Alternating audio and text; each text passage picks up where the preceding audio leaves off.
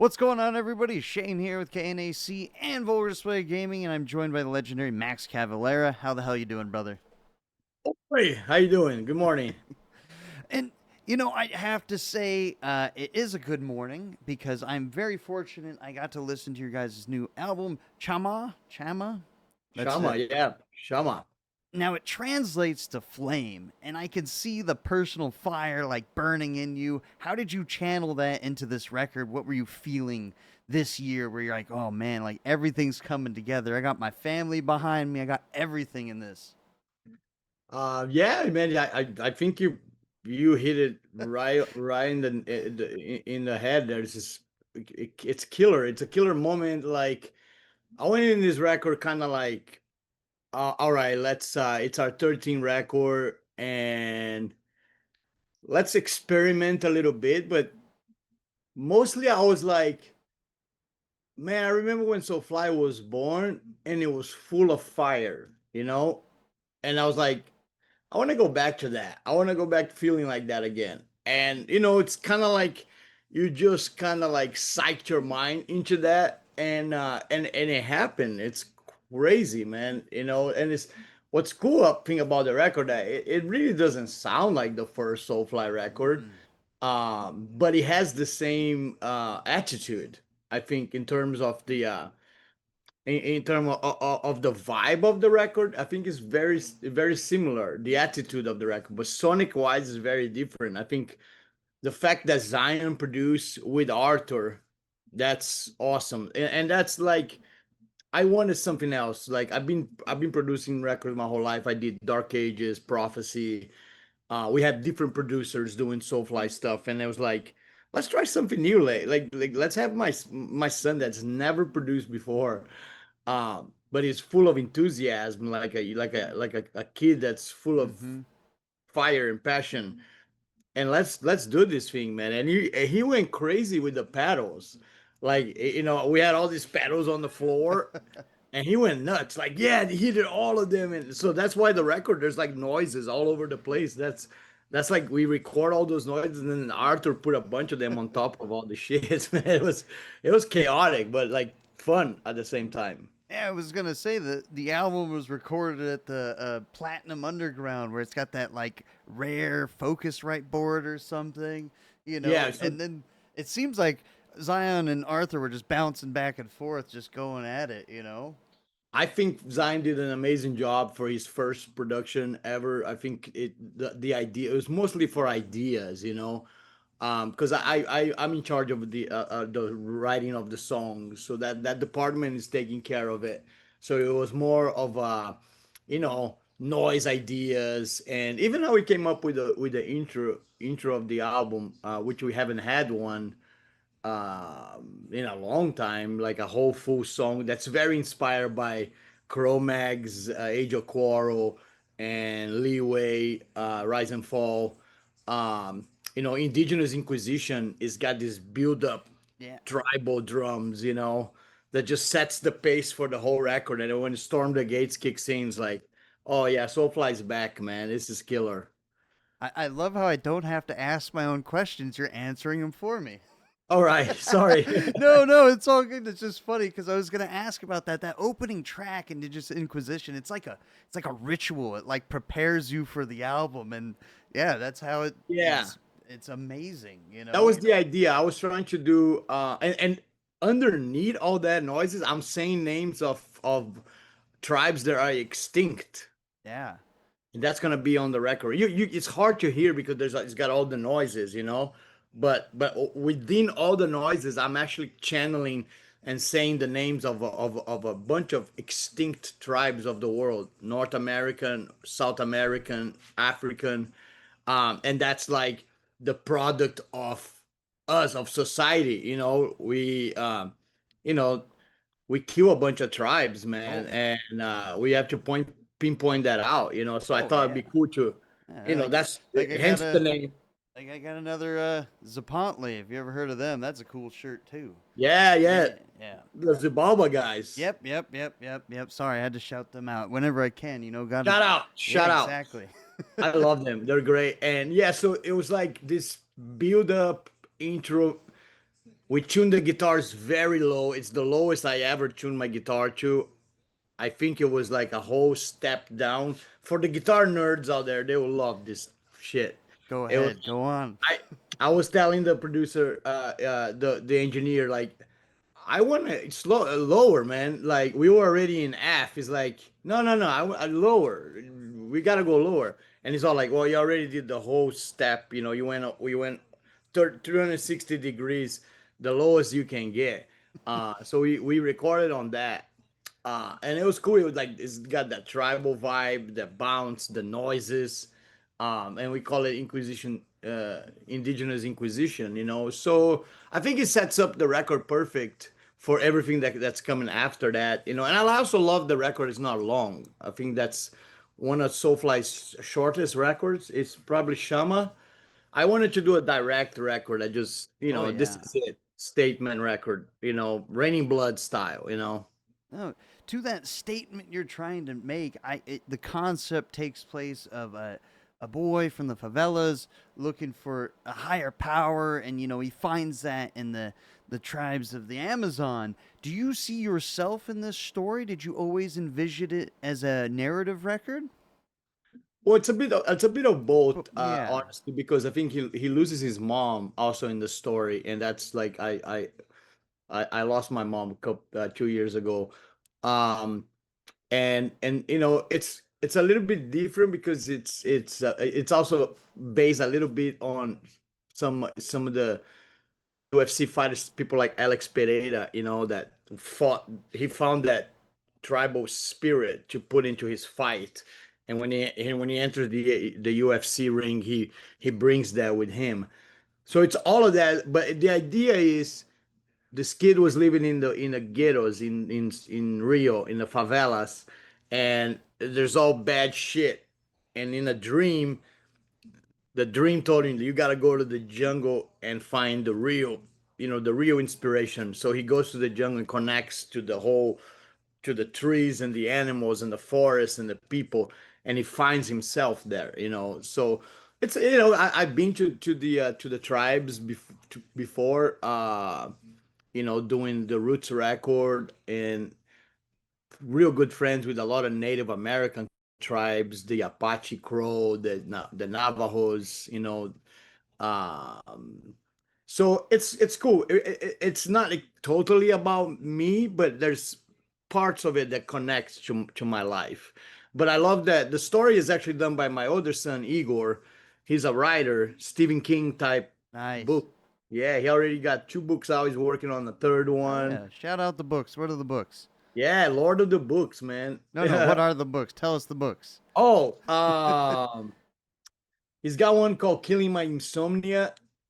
It's really, really good. It's like I'll have to really check them inspired by out. Stephen King. Yeah. Nice. And ask Igor, like, dude, you write so good. Can you write a little story to go with this record Shama, that we're trying to make? So it's not a conceptual record, but it's pre-conceptual. It's almost like it could have been.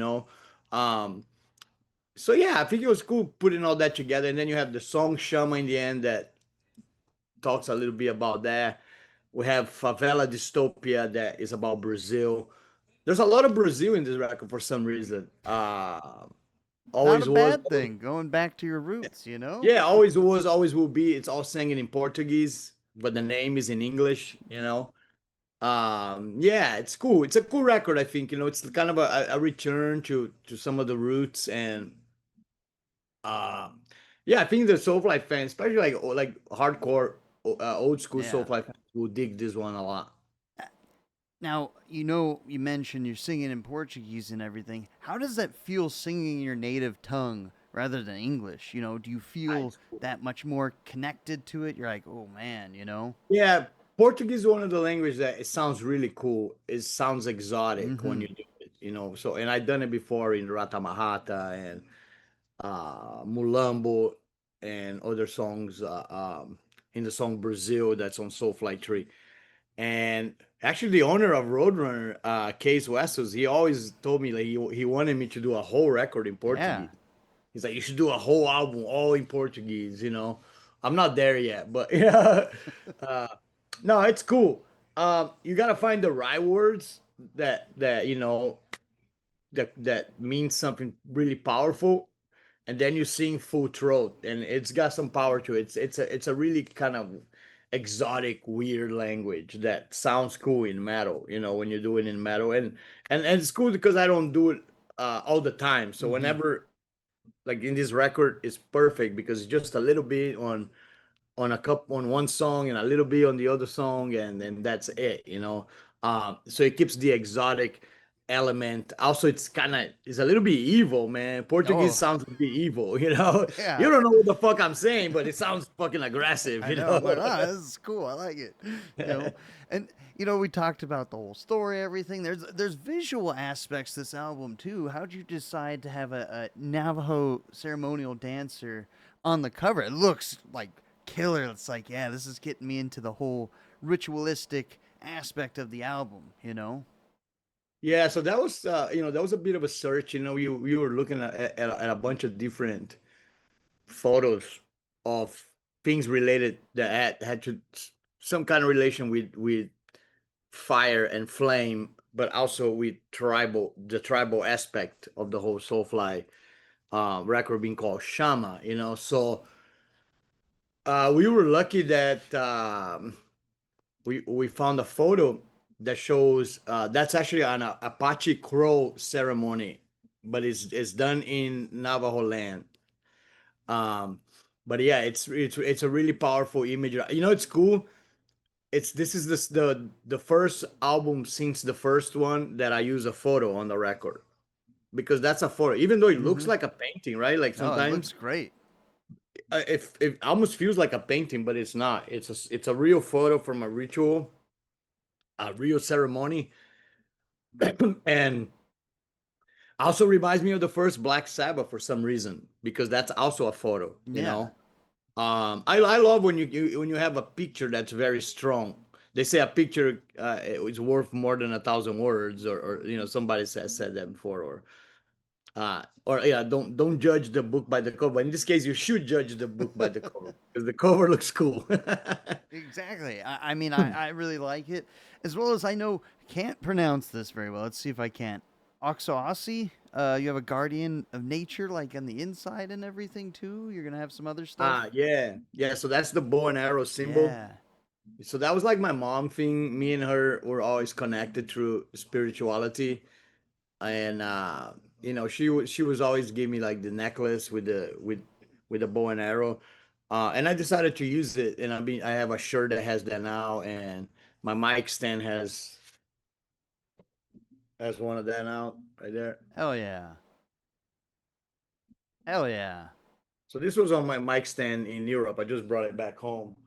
Yeah, Oshasti is the guardian of the forest in the Amazon, and he's got a bow and arrow, and if you fuck with the forest, he's gonna get you.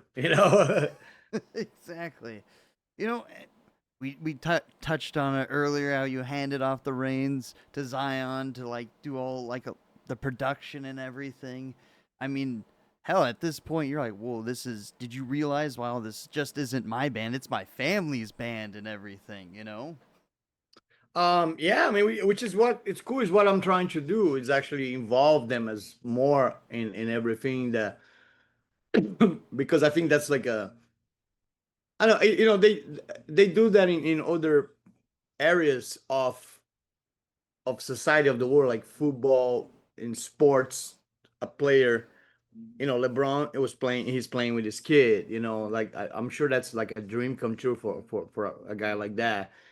And you see a lot of football players also like have the kids. A lot of times the dad's actually retired, and he's like training the kid and coaching. Yeah, the difference, I'm not retired, so I'm still with them on the game. But as much as I can, like, get them inspired. I think that's the main thing. Inspiration, man. I love to see them inspired by whatever it is, and see Zion's motivation to produce the record, be involved with videos, and you know song ideas, arrangements. And then I have a whole different thing with Igor. I have Go Ahead and Die, which I do entirely with my other son Igor, and we write everything together, and he plays bass in Cavalera. So we're gonna do Chaos AD coming up. Yeah, man, it's great. I love, Gloria is the manager, general, makes all the tours, keeps everything running smooth. It's cool. It's a full on, truly It's metal your family. tribe. Yeah, a full tribe, a full family, um, organic. It was not created in, it was not like something created in a laboratory. It was actually organic. It came to life with many years of, turmoil and tragedies. We have our their brother died in 96 and many things, man. But I'm telling you, it's a dream come true to have them involved, not just involved, but inspire. And that's like the main thing I wanted for them to be, because it reminds me of me when I was younger, when I was super inspired to go get those things that I wanted to get, with the early Sepultura shit. And I want them to feel that, feel those feelings that I had when I was a kid, and enjoy that, because those are for forever. You carry those feelings for you for the rest of your life. Yeah, that perseverance and drive, you know? Yes, for sure. And not there's nothing more. I think there's nothing better for a person to have in the world than purpose. I truly believe that. I think that's why I don't believe in retirement. I think retirement is the death of purpose. No. Exactly. You And know? people, yeah, you can go sit in the sunset and whatever, man. I don't want to do that. I'd rather be playing music. Hell And yeah. so I might slow down in the next couple years, but and that's why it's cool that I get to almost like watch my kids now take over. They can go do their own thing for a little bit. I can slow down, but stop entirely and retire, nah, that ain't for me. Exactly. And I wanted to bring up the whole family thing because you had not even just friends, but hell, you had family guests on the album. You had Dino, you had Michael Amott, you had Todd Jones, Ben Cook, Gabe. Like, there's a lot of people on this album. And Yeah. how did you choose, or how did you get inspiration from all of them contributing to the album? So this goes back to the first Soulfly again. I had a lot of gas on the first Soulfly. Primitive had Hmm. even more. Um, but yeah, I think it's so cool in metal because I think it's originally more of a hip hop idea. They do that more in hip hop when they Yeah, bring yeah, a bunch yeah. of people into the studio. I always like that because it makes the record more colorful and more exciting, and you can get something different. Like no pain equals no power to me is as exciting as like jump the fuck up or some, Yeah. it's like it's got the it feature. And then I mean, Nihilist, Todd Jones only says one line, but it's the heaviest line on the whole record. I don't believe in anything. It's like, holy shit. It's so heavy when Todd sings that, bro. It's like, holy shit, Todd, you convinced me. I know you don't believe in nothing. Yeah. Isn't Uh, that a track like a shout out to LG Petrov too? it is. It Yeah. is. Yeah. It's in memory of LG. His first band was Nihilist, and I made the songs full of in tune riffs. Yes. Yes. You know, and yeah, it's a homage. It's a tribute to LG. And I think it's so cool that Todd's only got one line, but so powerful. And then of course Dino, man, came in and spent 2 days with us. We could have done like the whole record with him. Actually, it would have been awesome. But it was cool. Like I said, Dino, give me your best motherfucking riff ever. Like, don't give me your second favorite. Don't give me your third favorite. Give me your goddamn best riff Hell ever. yeah. He came up with the opening of Yeah, you're like, no. this one's not going on the Fear Factory record. Give me that one. Yeah, this one is going in here, man. you You know. gotta give me your best. Hell yeah. And I want to say too, this is the first time I know Mike's been playing with you for a long time, but this is the first time he's done studio stuff with you. Yeah, Mike How, was how great. Yeah. Michael's great, bro. It's killer to have him. He's exciting, again, enthusiastic guy. He's just a good guy to have around. And killer guitar player. He did some crazy shit with pedals again, like in some of the songs, especially Nihilist, man. I love his solo on Nihilist. It's probably one of my favorites of the whole record. Um, and yeah, man, everybody contributed. I ended up playing bass with Igor. My son Igor playing like 4 songs. I played the rest of it. We do have Chase from Warbringer now on tour with us. Hell yeah. He's gonna be playing on the next tour.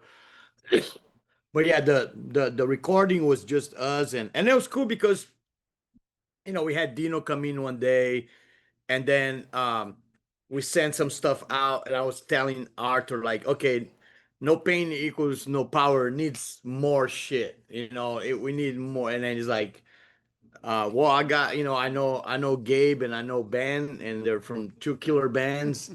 And I already was already into others. I love their shit. And I wasn't that familiar with no warning, but I went and listened to it, and I love Ben's voice on this track specifically. It just cuts through like with the melodic, Oh because yeah. I can't do melodic shit. But having somebody that can do it, it makes the song It pop. it kind of tripped me out when I first listened to it. I was like, that's not him singing. And then, you go look and read. I'm like, oh, that isn't him Yeah, singing. that's not Max. Yeah, that's Yeah. that. Yeah. The people do not be worried. It's not me singing it. No, but it blended so well. And like you said, just all these special guests, it just added so much more color to the album where it's like I felt like it was just, a ritualistic experience. You have the heavy songs, then you have those songs that you kind of zone out. You're like, whoa, this is, really mellow but heavy at the same time. Yeah, yeah, and even I think even the later songs kind of have this kind of ritualistic feeling to it. Always was, always will be. And then Soulfly 13 had a lot of like really esoteric instruments like keyboards and berimbau, and I'm chanting in the background, like trying to like connect with the spirits, like full on uh full on kind of like possession shit, man, trying to really get possessed by the record somehow. uh and having all these guys within the record, I think it also makes a statement back to Soulfly. Early Soulfly had a lot of guests, so we kind of like back to that. I always love that. I love that more people are doing it too around the world. Other bands are doing playing with other people, and that's great to see. I love that. Yeah, that's what we are. We're a community. It's like, hey, you want to play on my record? I'll play on yours, and you spread and grow. That's what we're all Yeah, about like here. me and Todd. I first I think I first asked Todd to sing on Archangel, and he sang on Sodomites, and then he asked me to sing on a Nails record, Yeah. and then I asked him to come back. So third time working with, and then man, he invited me to come to That was at the California. LA show. Yeah. Yeah, we That was did great. Territory. Yep. Holy shit, That was man! fucking awesome. I felt like I was 15, man. I was like, this is so fucking cool. Like, Yeah. who says like metal is slowing down? Like, Nah. you haven't been out, man. This shit is popping right now. Hell yeah. And exactly. That being said, from your time of just like wanting this, starting out, you've been there at the forefront of this heavy scene and seeing it grow forward. Where do you think the state of metal is right now?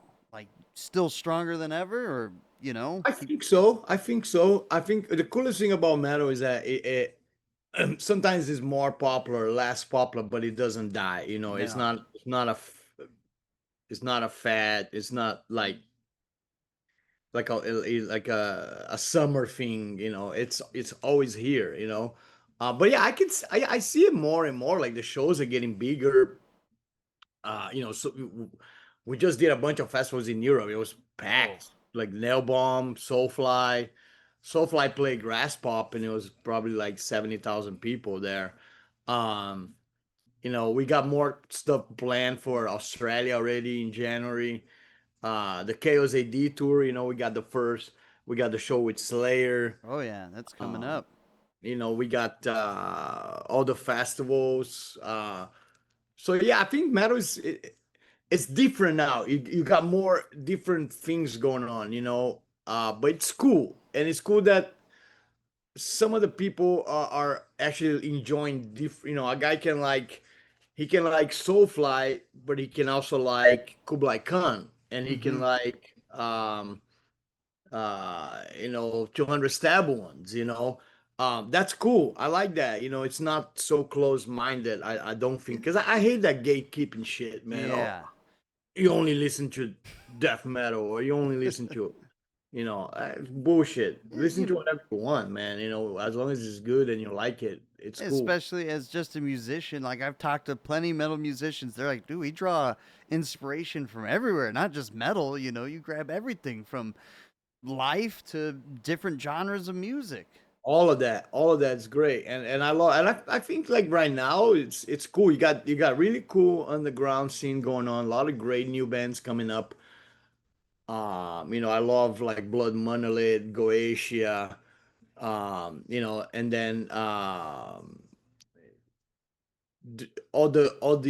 the other bigger bands are still doing cool shit. It's cool. I was just out with Pantera came here, Hmm. and they invited me over, so I went to the show, and I got to do gang vocals for Walk, with the King Parrot and the Amon Hell yeah. Amarth guys. And then it's cool to see like the place packed, like this is cool. I As a metalhead, I feel proud. I feel like fuck it, this is going good, man. This is killer, and helps all of us in this together, um because yeah, but I just want to play metal, man. That's like, I'm a simple man. My wishes are health, play metal, and enjoy family and the fans, and all these that I do, Hell, you get to do all that at once. all at once. Yeah. Max, let's start closing this all out. Anything you want to let the fans know about this new record coming out, Chama, coming out on October 24th? I hope they enjoy, man. It's like I say, it's full of passion. It's full of flame, full of fire. I think there's a lot of diversity on the record, so I hope the fans really enjoy and come out to see us play live whenever we tour. We haven't not announced any tour yet except for January in Australia, but it's gonna be exciting. I'm super excited for the record. We pour our souls and hearts into this one, and yeah, I really, really hope the fans really enjoyed this. To me, it feels like a rebirth of Soulfly in a big way. So enjoy Shama. Let's go. Hell yeah. Max, it's been an absolute pleasure to talk to you. I hope to see you out on the road, brother. Take care, man. All Take right. care.